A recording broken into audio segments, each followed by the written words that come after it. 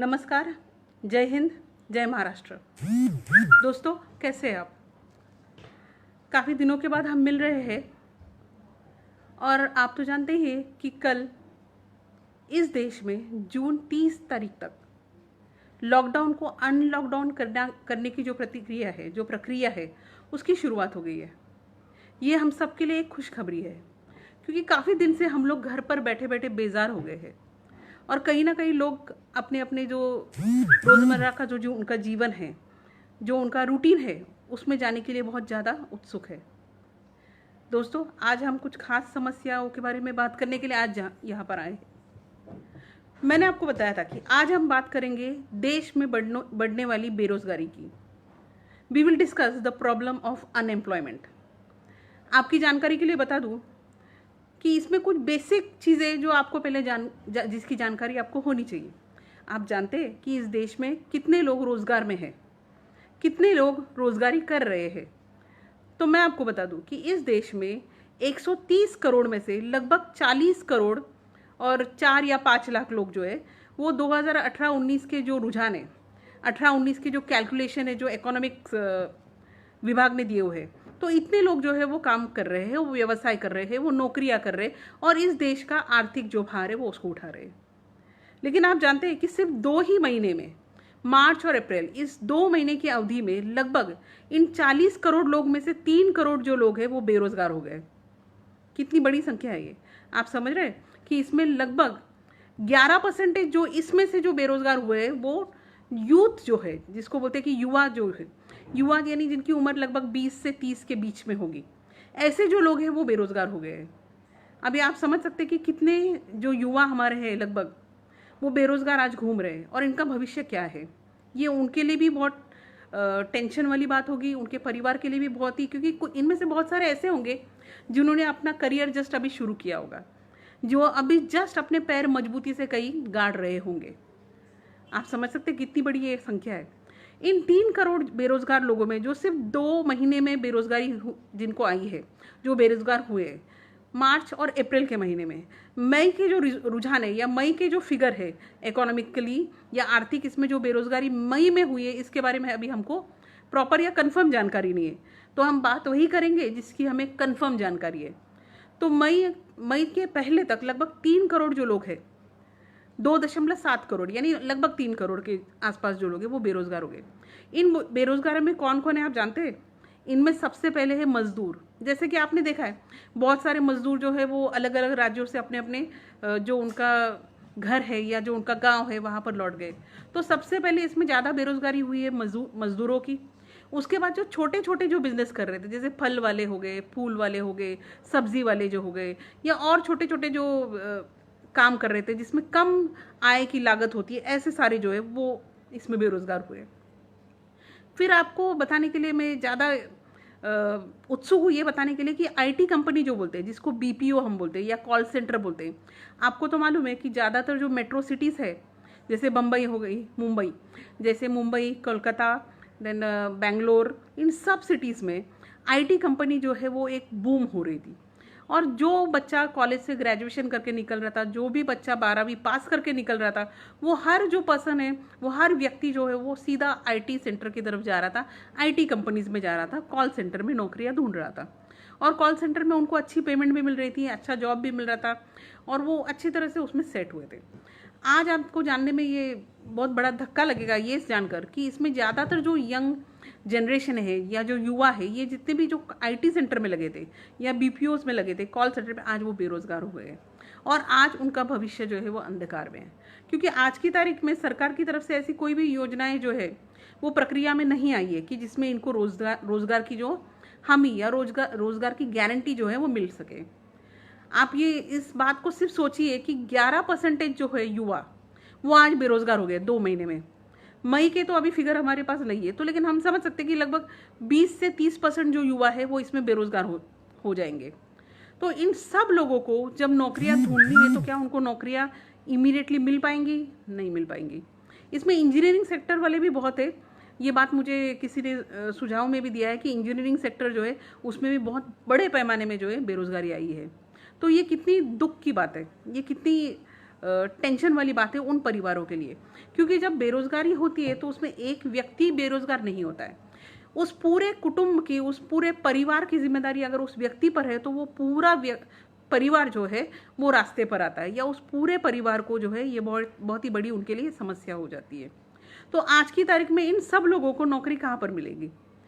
क्या आप समझते हैं कि लॉकडाउन उठने के बाद या लॉकडाउन खत्म होने के बाद जब सब लोग अपने अपने कामों में जाएंगे तो इन लोगों को नौकरियां मिल जाएंगी? नहीं, ये मुश्किल ही नहीं, मैं समझती हूँ ये नामुमकिन है कि एक साथ इतने करोड़ों लोगों को नौकरियां मिल जाए। ये पॉसिबल नहीं हो पाएगा। बहुत तुरंत, बहुत जल्द गति से हमारे जो पंतप्रधान माननीय मोदी जी है, इनको कुछ ना कुछ इसमें स्टेप्स लेने पड़ेंगे जिससे कि इनके लिए तुरंत नौकरी के नए नए जो पर्याय जो है वो आ सके। अभी एक खास बात आपको मैं ये बताना चाह रही हूँ कि इसमें मजदूर है, और ये जो मजदूर जो है वो अगर वापस आ जाते हैं तो अपने अपने मजदूरी के काम में लग जाएंगे। जो छोटे छोटे जो बिजनेस कर रहे थे, छोटे छोटे जो व्यवसाय कर रहे थे व्यापारी, वो भी अपने अपने काम कर पाएंगे। लेकिन ये जो युवा पीढ़ी है तो ये बहुत ही बेचैन हो जाएगी। बहुत सारे इनमें से डिप्रेशन में चले जाएंगे। बहुत सारे जो है इनमें से मतलब हो सकता है कि कुछ एंटी सोशल काम करने लग जाए, क्योंकि इनको अगर नौकरी नहीं है, इनको अगर रोजी रोटी नहीं है तो ये क्या करेंगे? ये सोचना और इसके ऊपर तुरंत कदम लेना बहुत ज़्यादा ज़रूरी है। मैं और मेरी टीम जो है इन पूरे युवाओं को रोज़गार किस तरह मिल पाए, या इनको छोटे छोटे व्यवसाय किस तरह मिल पाए, या किस तरह ये सेटअप कर सके, इस पर काम कर रहे हैं। मेरे अगले सेशन में मैं वो पूरे इनको ऐप या पूरे वो लिंक बताऊंगी जहाँ पर इन्होंने सिर्फ अपना रजिस्ट्रेशन करना है। अभी फ़िलहाल तो मारिया फर्नांडिस गायकवाड़ इस पेज को इनको फॉलो करना है। साथ ही साथ इनको अपना जो भी CV है या जो भी इनका रेज्यूम है, अगर आपकी नौकरी गई है तो मेरा जो पेज है मारिया फर्नांडिस गायकवाड़, इस पर आप अपना रेज्यूम भेजिए। तो जल्दी से जल्दी आपको कहाँ पर सेट किया जा सकता है, या आपको कहीं पर गेनफुल एम्प्लॉयमेंट जो बोली जाती है वो दी जा सकेगी, इसके लिए प्रयत्न होगा। मेरे साथ मेरी पूरी टीम है जो इस पर काम कर रही है, और सैकड़ों लोगों के लिए, मैं ये नहीं बोलती हूँ कि करोड़ों लोगों को एक साथ हम जॉब दे पाएंगे या करोड़ों लोगों को हम सेट कर पाएंगे, लेकिन मैं समझती हूँ कि हज़ारों लोगों को हम लोग डेफिनेटली कहीं ना कहीं एडजस्ट कर पाएंगे। इसमें जो युवा है उनसे मैं ये खास निवेदन करना चाहती हूँ कि पहले आप जिस पोजीशन पे थे, सेम पोजीशन की जॉब आपको मिलना इमीडिएटली पॉसिबल अगर नहीं भी हो रहा है, तो जो भी पॉसिबल आपको हो रहा है, जो भी आपको अपॉर्चुनिटी मिल रही है, उसको दोनों हाथों से आप समेट लीजिए और कहीं ना कहीं पर आप अच्छी तरह से जॉब में सेट हो जाइए। ये बहुत ज़्यादा ज़रूरी है।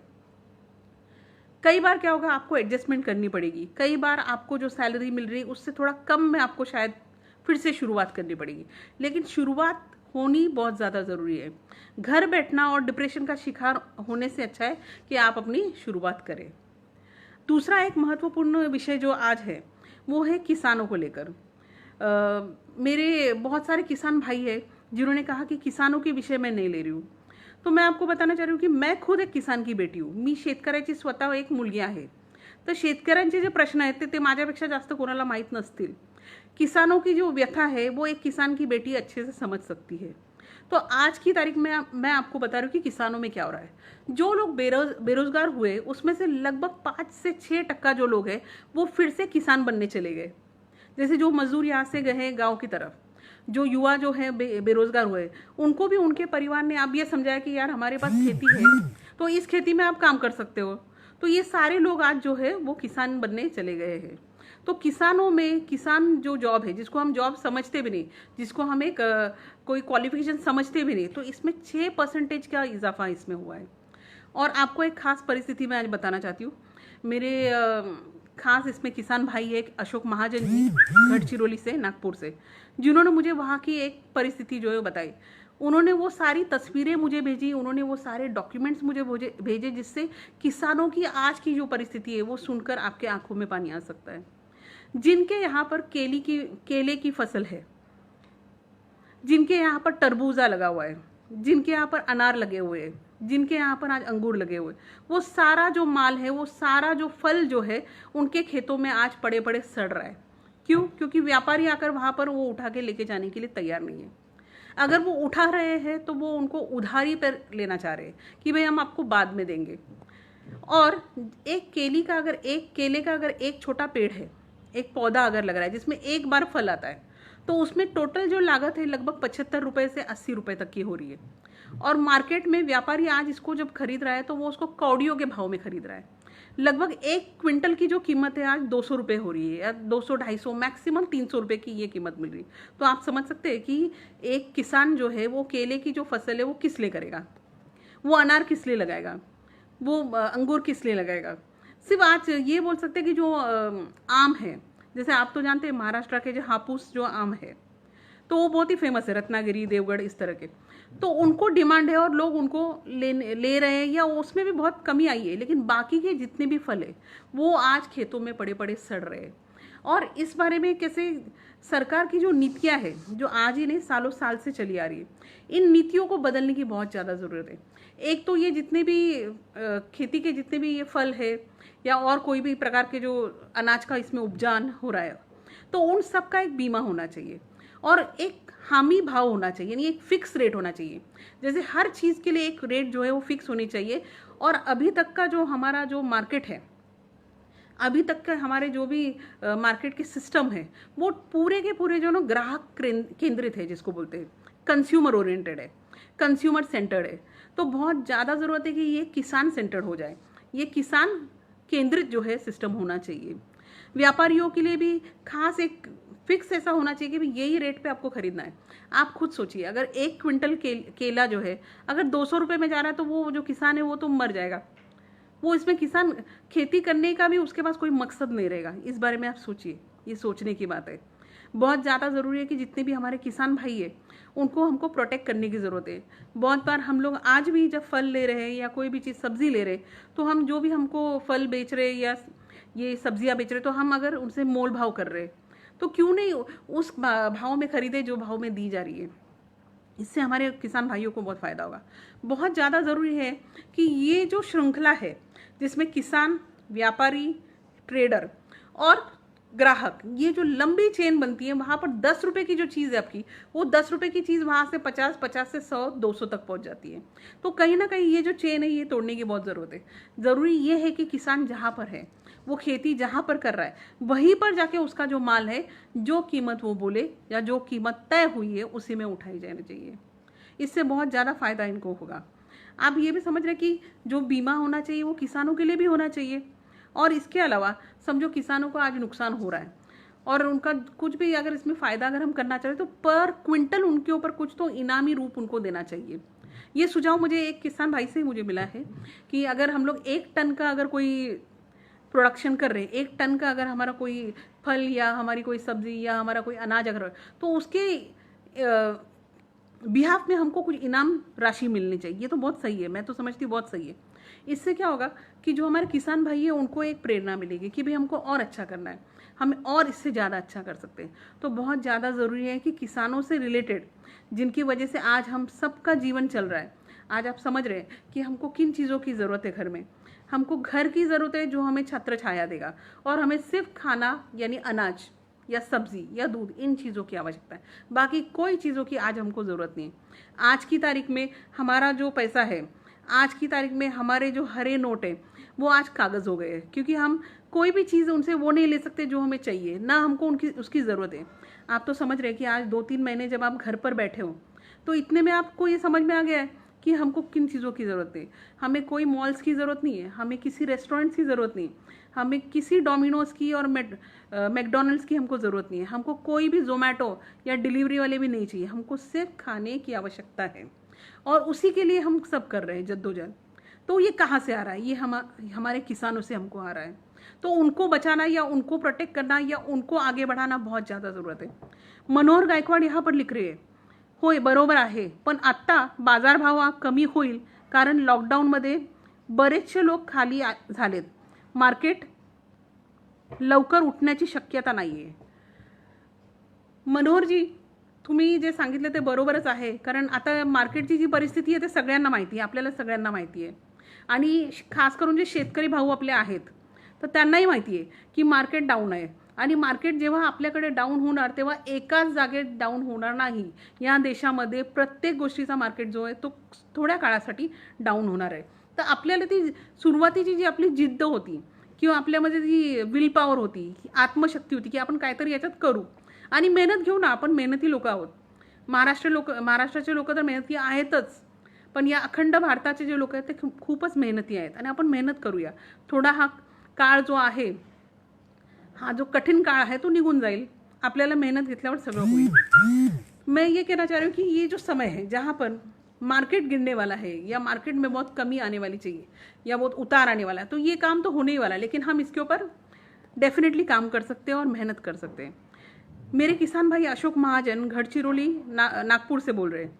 कर्जमाफी तर झालीच पाहिजे, पण हक्काची बाजारपेठ पाहिजे. बाजारपेठेवर सरकारचे नियंत्रण पाहिजे, तरच शेतकऱ्यांचे उत्पादन वाढेल. ये बिलकुल सही बात आहे. अशोक महाजन, तुम्ही जे सांगताय ते बरोबर आहे. यानी शेतकऱ्यांचे जे कर्ज आहे तर ते सरसकट माफ झालेच पाहिजेत, पण त्यांचे हक्काची एक बाजारपेठ सुद्धा त्यांना पाहिजे. मार्केट जो है उसके ऊपर जो कंट्रोल है वो ज़्यादातर आप देखते हैं कि पॉलिटिशियंस है या व्यापारी है उनका है. नहीं, जब मार्केट्स पर कंट्रोल जो है वो फार्मर्स का होगा, किसानों का होगा, तभी जो है किसान अपने भले की बात कर पाएगा. सरकारी कंट्रोल से नियंत्रण राहिलेच पाहिजे. सरकार का भी जो है, गवर्नमेंट का टोटल कंट्रोल जो है मार्केट के ऊपर, और खेत में से जो प्रोडक्ट है वहाँ से उठाकर मार्केट में जो आता है या लोगों तक, ग्राहक तक पहुँच रहा है, इस पर पूरा नियंत्रण जो है वो सरकार का होना चाहिए. और सरकार और किसान, शेतकरी आणि सरकार हे दोनच घटक त्याच्यात पाहिजे. तिसऱ्या कोणालाही याच्यामध्ये मधी पॉवर्स किंवा यांना राईट्स भेटायला नकोत. कारण किसान जेव्हा असेल स्वतः, शेतकरी जेव्हा स्वतः असेल तेव्हा स्वतःसाठी तो करेल. बरोबर है.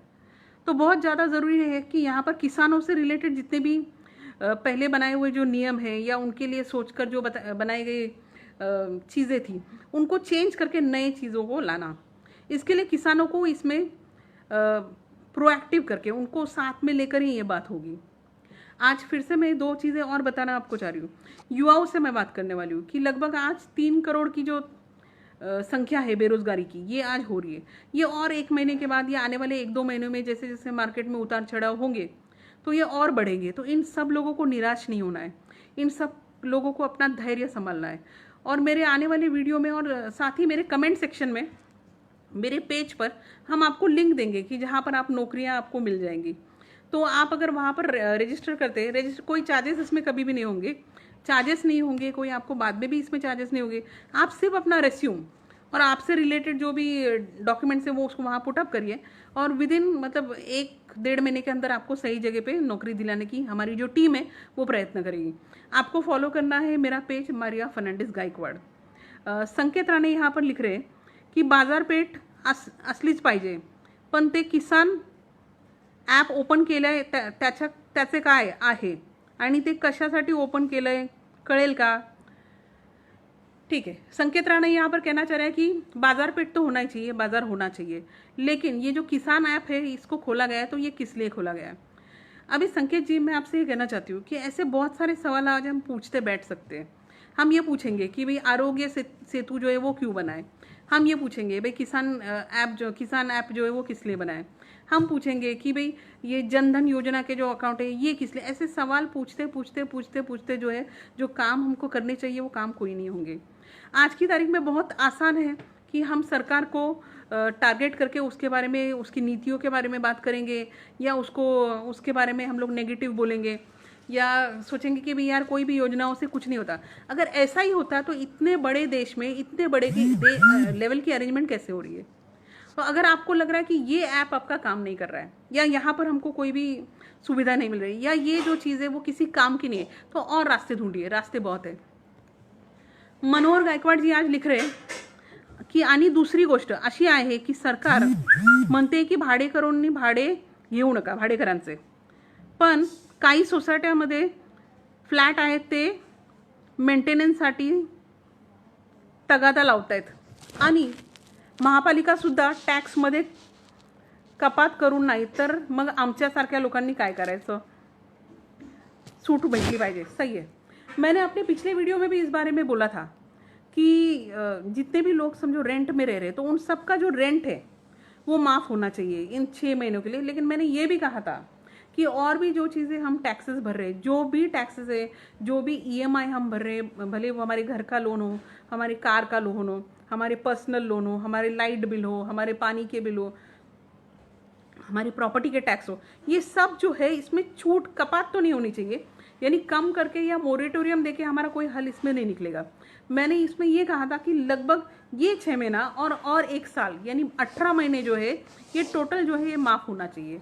और इस तरह के जो निर्देश है वो सभी बैंकों को जाने चाहिए, ये निर्देश जो है वो सभी सोसाइटी रजिस्ट्रेशन ऑफिस को जाने चाहिए, म्यूनसिपल कॉरपोरेशंस को जाने चाहिए। हमारी टीम इस पर काम कर रही है और बहुत जल्दी आप इसमें रिजल्ट भी देखेंगे।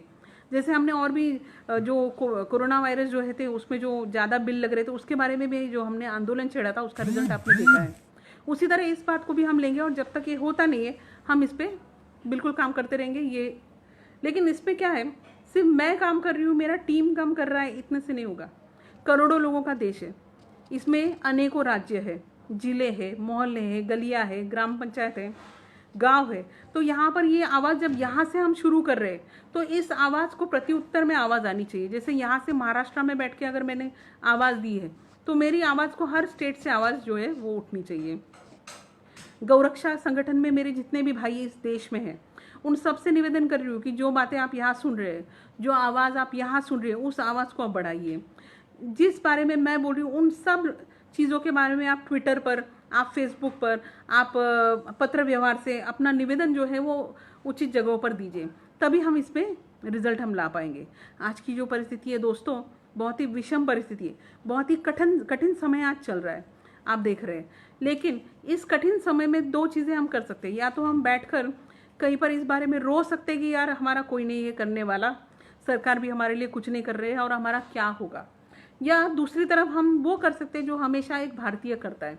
जब ऐसी विषम परिस्थिति आती है तो हर भारतीय जो है वो तिरंगा लेकर युद्ध में उतरा है, हर भारतीय जो है उसने उतर के अपनी लड़ाई खुद लड़ी है। क्या आज हम ये लड़ाई लड़ रही है, सरकार जब हमारे लिए 50% की लड़ाई अगर लड़ रही है तो क्या हम लोगों को भी 50% नहीं करना चाहिए? करना चाहिए। नदीम शेख जी मुझे पूछ रहे हैं कि इस संदर्भ में हम कैसे सहयोग कर सकते हैं।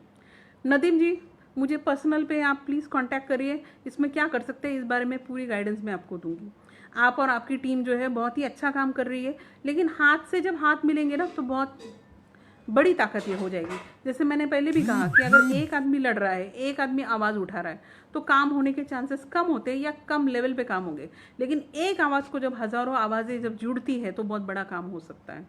मैं आज फिर से उन युवाओं को बोलना चाह रही हूँ कि आप जितने भी लोग जिनकी नौकरी अब गई है या जिनको लग रहा है कि आपकी नौकरी अब जाने वाली है, उन व्यावसायिक व्यापारियों से भी बोलना चाह रही हूँ मैं कि अगर आपके व्यापार बंद हो गए, और अगर आपकी व्यवसाय, आपकी नौकरी, आपके आप जो छोटा मोटा जो धंधा या बिजनेस कर रहे हैं वो नहीं चल रहा है, तो प्लीज़ मेरे मेरा पेज है मरिया फर्नांडिस गायकवाड़, इसमें जुड़ जाइए। आपकी जो भी समस्या है वो वहाँ पर हमें दीजिए, आपका जो भी बायोडाटा या रिज्यूम है वो मुझे दीजिए। मेरा जो टीम है वो पूरा जो है, आप देश के किसी भी भाग में अगर है, आप किसी भी राज्य में अगर है, किसी भी गांव में, किसी भी मोहल्ले में, कहीं भी अगर आप है तो आप प्लीज़ हमको डिटेल दीजिए। आपको विदिन 1 महीना 1.5 महीने के अंदर, लॉकडाउन ख़त्म होने से पहले या उसके आसपास जैसे भी जितना समय ज़्यादा कम से कम लगे उतने टाइम में हम आपको नौकरी की हमी आप दे रहे, गारंटी हम दे रहे हैं, हम करेंगे आपके लिए। सिर्फ आपकी एक मानसिक तैयारी होनी चाहिए कि जो भी जॉब आपको मिल रहा है वो आप उसको ले ले, उसको समय पहले अपने हाथों से आप उसको भींच ले, उसके बाद आगे का आप कदम उठा सकते हैं। कहीं ना कहीं आपकी रोजी रोटी चालू होनी चाहिए, उसके बाद आप फिर वहाँ से कहीं भी जहाँ आप चेंज करना चाहते हैं, आप आगे बढ़ना चाहते हैं, वो सिर्फ। बहुत लोगों का इसमें वीडियो कॉल आ रहा है, बहुत लोगों का इसमें ऑडियो कॉल भी आ रहा है। आज हम वीडियो कॉल लेने की स्थिति में नहीं है क्योंकि वक्त का भी थोड़ा मैं ध्यान रखना चाह रही हूँ। आज अगले सेशन में बुधवार को जिनको भी वीडियो कॉल करना है या जिनको भी इसमें ऑडियो कॉल से मुझे बात करनी है, मैं कोशिश करूँगी आपको लाइव में शामिल करने की, और आपके पास जो भी मुद्दे हैं उस पर हम बात कर सकेंगे।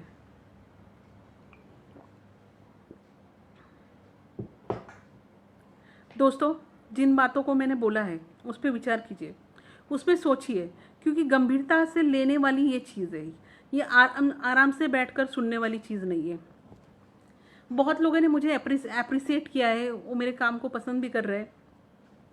उससे ज़्यादा मुझे खुशी ये हो रही है कि बहुत सारे ऐसे लोग हैं जो मुझे वक्त बे वक्त इसमें सुझाव दे रहे हैं, सूचनाएं दे रहे हैं, जो मुझे पर्सनल पे भी मैसेज दे रहे हैं कि ये इशू जो है वो लेना बहुत ज़्यादा ज़रूरी है। कोशिश करके हर सेशन में मैं इश्यूज़ कवर करूँगी और हम इसमें बहुत छोटा नहीं, मैं समझूंगी एक बड़ा चेंज भी हम इसमें ला पाएंगे। हम छोटे छोटी शुरुआत से बड़े काम कर पाएंगे। आपका साथ होना बहुत ज़्यादा ज़रूरी है। अशोक महाजन लिख रहे हैं, विजेचा भार नियन तर शेतकऱ्याचा 5वीतच पुंजलेला आहे, त्याच्या उत्पन्नावर विपरीत परिणाम होतो। दिवस रात्रीच्या फेऱ्यातून शेतकऱ्यांची सुटका होईल शेतकऱ्यांसाठी असं म्हणावं लागेल। सही आहे अशोकजी, शेतकऱ्यांचे जे प्रश्न आहेत तर ते आता रातोरात तर लगेच संपणार नाहीत, पण सरकारवर आपण तसा दबाव आणू शकू आणि सरकारला आपण तसं बोलूही शकू की काहीतरी वेगळं तुम्ही करायला हवं। जे जुने आपल्याकडे नियम चालले आहेत किंवा जे जुने तुम्ही जे आता लोकांना शेतकऱ्यांना जे सवलती दिल्यात तर त्या आजच्या वेळेस चालणार नाही, कारण ही जी परिस्थिती आहे जिथे आपला शेतकरी जो आहे तो खचलेला आहे, तर त्याचं जे मानसिक खच्चीकरण झालेलं आहे तसंच शारीरिक खच्चीकरण पण त्याचं झालेलं आहे, कारण त्यांनी मेहनत घेतलेली आहे, पण त्याचं जे फळ आहे, त्याचं जे पीक जे आहे, त्यांनी जे काही त्याच्यामध्ये भाजीपाला वगैरे आज बनवलेलं आहे तर त्याची किंमत त्याला भेटत नाही। तर याविषयी नक्कीच आपण पाठपुरावा करू आणि जास्तीत जास्त लवकरात लवकर याच्यामध्ये काहीतरी निर्णय होतील। किसानों की जो समस्या बताई जा रही है उस पर बहुत जल्दी मेरी जो टीम है वो काम करेगी और इसमें बहुत मैं समझती हूँ कि बहुत जल्दी इसमें चेंजेस हम ला पाएंगे। उसी के साथ साथ मैं युवाओं से फिर से बोलूँगी कि मेरा पेज है मारिया फर्नांडिस गायकवाड़, उसको आप ज्वाइन हो जाइए और आपकी जो भी समस्या है वो वहाँ पर दीजिए। और बहुत सारे और भी छोटे छोटे बड़े बड़े विषयों को लेकर लोग मुझे बोल रहे हैं, तो मेरे पेज पर आप मुझे समस्या अपनी भेजिए। मेरा टीम है जो अलग अलग राज्यों में भी काम कर रहा है, लगभग 28 स्टेट में हम लोग हैं, तो 28 स्टेट में लाखों लोग हैं जो आपकी मदद के लिए उतरेंगे और वो आपको कोशिश करके जो भी आपकी समस्या है उसका निदान वो करेगी। तो ज़रूरी नहीं कि हर छोटी या बड़ी समस्या को लेकर हमको सरकार की तरफ भागना है, या हमको ये भी नहीं करना है कि हम बैठे और कि हमको कुछ ना कुछ मिलेगा। ये भी अगर करते रहेंगे तो फिर नहीं होगा। अपनी तरफ से जो हम कर सकेंगे वो करेंगे। बहुत जल्दी मैं अगले सेशन में आपको अगले सेशन में 2 ऐसे ऐप्स के बारे में बताऊंगी कि जिसमें से आपकी ज़्यादातर जो प्रॉब्लम्स है वो सॉल्व हो जाएंगी। एक प्रॉब्लम तो है जो रोज़गार का है, तो रोज़गार के लिए जो भी ऑप्शंस हो सकते हैं वो मैं ऐप आपको नेक्स्ट इसमें बताऊंगी। मैं अभी भी आपको बता रही हूँ कि help India and my India, ये 2 ऐप है जो आपको डाउनलोड करने हैं। ये इंडियन ऐप है और इसमें आपको बहुत फ़ायदा होगा। तो ये समझो 2-3 दिन के अंदर ये मैं इसकी पूरी जानकारी आपको दूंगी। तो उन ऐप को आप डाउनलोड कर दीजिए। आपके जॉब की जो प्रॉब्लम है या आपकी बाकी जो व्यापारिक या व्यावसायिक जो समस्या है वो हम लोग हेल्प इंडिया जो है ऐप, उसके माध्यम से हम लोग आपका उन समस्याओं का निदान हम करेंगे। और साथ ही साथ माई इंडिया जो है, माई इंडिया जो ऐप है वो स्पेशली जो हमारे यूथ जो है उनके लिए, जैसे आप जानते हैं कि आज की तारीख में बहुत ज़्यादा ज़रूरी है कि चाइना से रिलेटेड जितने भी ऐप है इनको हम बहुत जल्दी इसका जो यूज़ है उसको हम ख़त्म करें या इनको हम आज अपने फ़ोन में जो है इस्तेमाल करना छोड़ दें। तो माई इंडिया ऐप जो है ये डेवलप किया जा रहा है, जिसमें जितने भी टिकटॉक के हमारे स्टार्स हैं, टिकटॉक में है, यूट्यूब में, तो सेम जो आप वहाँ पर अपलोड कर रहे हैं वो सेम आप इधर माई इंडिया में आप कर सकेंगे। और जैसा आपने सक्सेस वहाँ पर लिया है उससे बहुत ज़्यादा सक्सेस आप इस पर ले सकोगे। इससे ये होगा कि जो हमारे करोड़ों रुपए जो है वो चाइना की तरफ जा रहे हैं वो हमारे देश में आ जाएंगे। तो माई इंडिया और हेल्प इंडिया, इन 2 ऐप्स के बारे में मैं आपको बहुत जल्द बताने जा रही हूँ। संकेत जी लिख रहे हैं की सरकारने जे वाशी मार्केट आणि अजून मार्केट असतील तिकडे स्वतः शेतकरी जाऊन माल विकू शकेल आणि हे मध्यस्थी दलाल लोक आहेत त्यांना सरकारने हाकलले पाहिजे, तेव्हा शेतकऱ्यांचे प्रॉब्लम सॉल्व होतील। संकेत जी, बहुत अच्छा ये सुझाव आपने दिया है। आपने कहा है कि जो वाशी में मार्केट है यहाँ पर एपीएमसी या एपीएमसी मार्केट जो कहीं पर भी है, तो वहाँ पर बहुत सारे दलाल हैं जो शेतकरी या किसानों का जो माल है उसमें लेते हैं, बड़ी दलाली खाते हैं और फिर वो माल ग्राहकों तक पहुंचता है। तो इन दलालों को समाप्त करने की ज़रूरत है, ट्रेडर्स को या दलालों को या ब्रोकर्स को, इनको समाप्त करने की ज़रूरत है। और डायरेक्ट जो है जो अपना शेतकरी जो है या किसान जो है वो आकर यहाँ पर काम करे। मेरे परम मित्र शमशेर खान पठान, अवामी विकास पार्टी के अध्यक्ष, ये लिख रहे हैं कि let the government ban it. Shamsher ji, आप मेरे भाई हो और मैं बहुत ज़्यादा, आप रिटायर्ड एसीपी हो बॉम्बे से, मैं आपको बहुत रिस्पेक्ट करती हूँ और आप अगर सुझाव दे रहे हैं तो ये मेरे लिए आज बहुत गर्व की बात है, कि गवर्नमेंट ने बैन करना चाहिए, ये बिल्कुल सही है, क्योंकि आप जैसे व्यक्ति जिन्होंने मैक्सिमम अपना जीवन जो है गवर्नमेंट सर्विस में दिया है, और बम्बई जैसे शहर में आपने एसीपी लेवल पे और बड़े लेवल पे अगर आपने काम किया है, तो आपका सुझाव बहुत ज़्यादा इंपॉर्टेंट है मेरे लिए। थैंक यू सो मच कि आपने समय निकाला।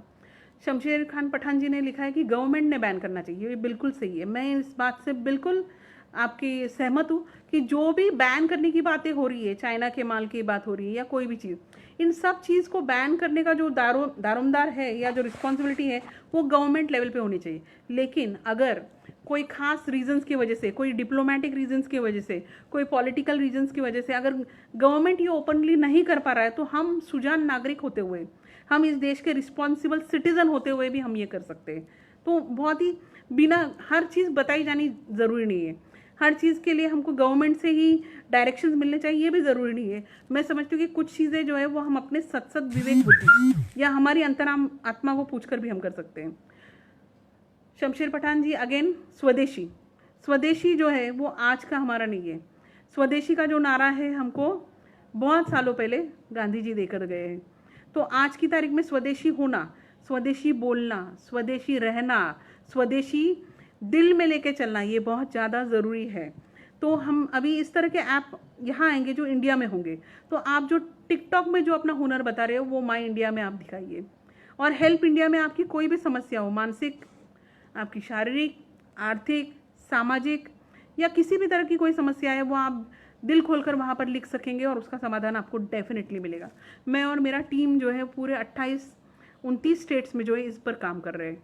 जितने भी लोग यहाँ पर लाइव में देख रहे हैं, अगर आप चाहते हैं कि भाई आप हमसे जुड़ना चाहते हैं या किसी तरह हमारा मार्गदर्शन करना चाह रहे हैं, तो मैं आपको बहुत बहुत ज़्यादा मैं आपका स्वागत करूँगी।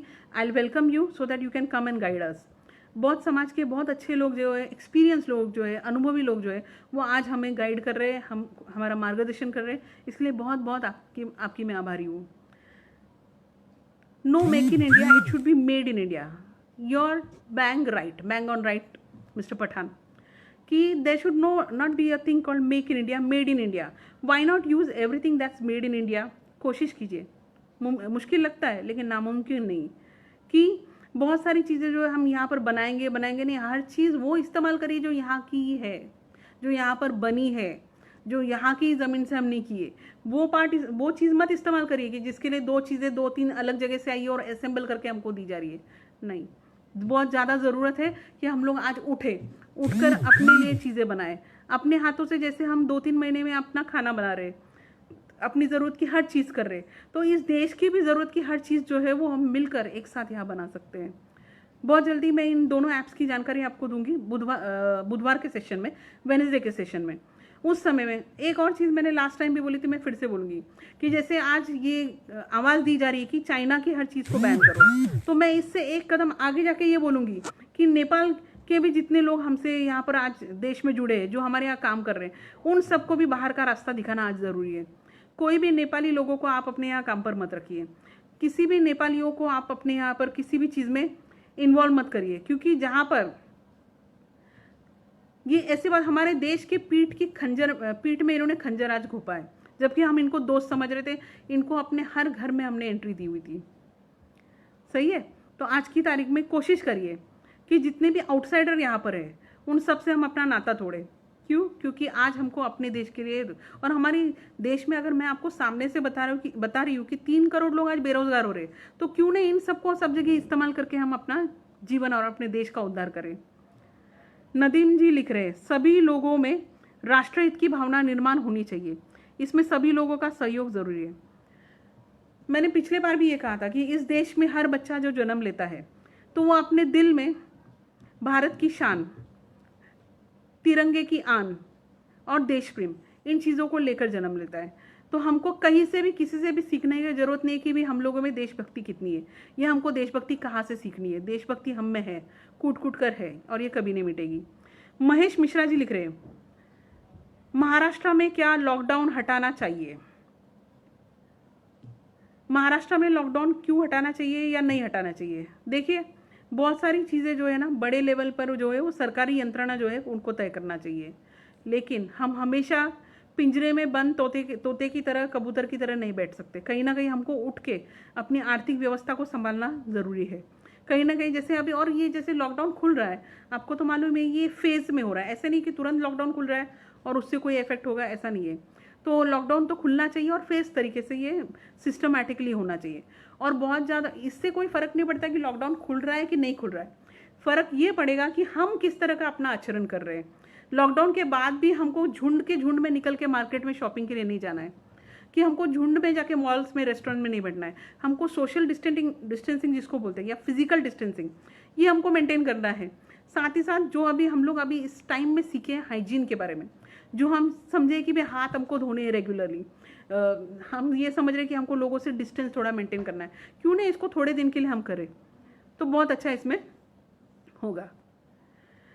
Shamsher Khan Pathan is asking me why there is an anger on Nepalis and what is my opinion on FDI. Pathan sir, my opinion on FDI is not very important. What's important is that we together, people like you and me who are educated, should think about bringing the economic system out of its slump down. You are a think tank person all by yourself. You are very capable of giving a lot of important suggestions to the government machinery. I would request you to do that.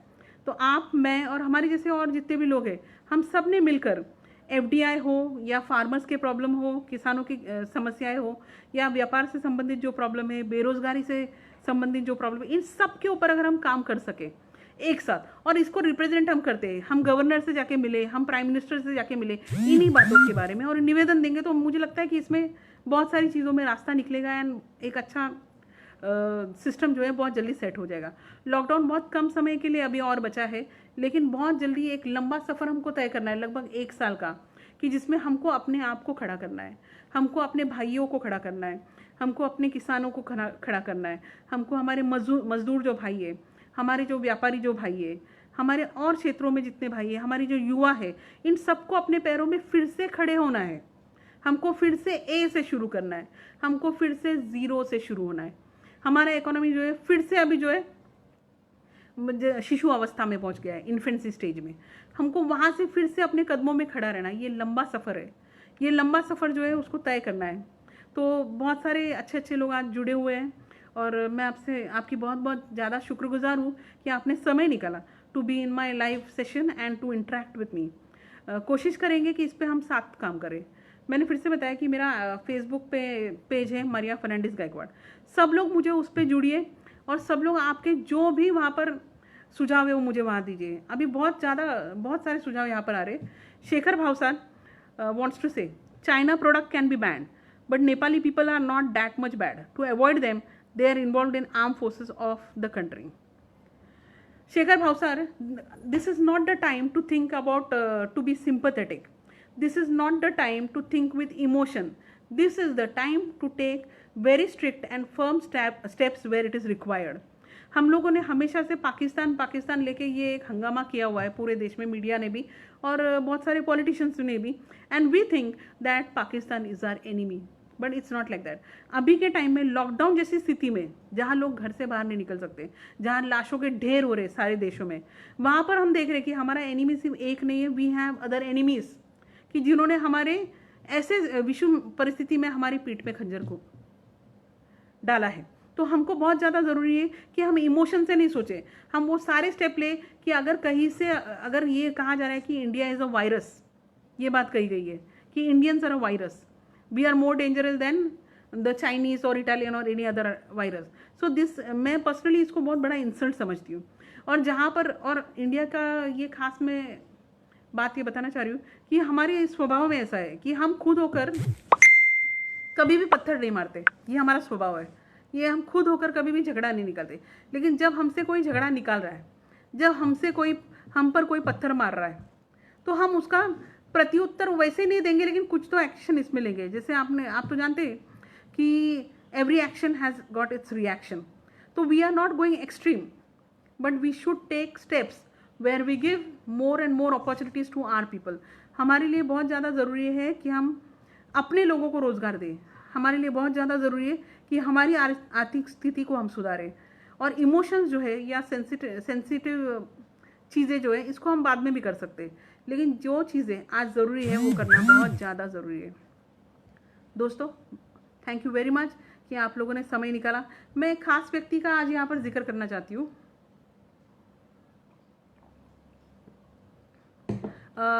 Shri Romeo Saint mayor जी है, जिन्होंने मुझे बहुत सुझाव दिए, सूचनाएं दी, मुझे guidance दिया, मार्गदर्शन भी किया है। रोमियो सर, मैं आपका बहुत बहुत यहाँ पर शुक्रिया कहना चाहती हूँ कि आपने मुझे गाइड किया है। दोस्तों, बहुत जल्दी मिलते हैं। नमस्कार, जय हिंद, जय महाराष्ट्र, जय भीम।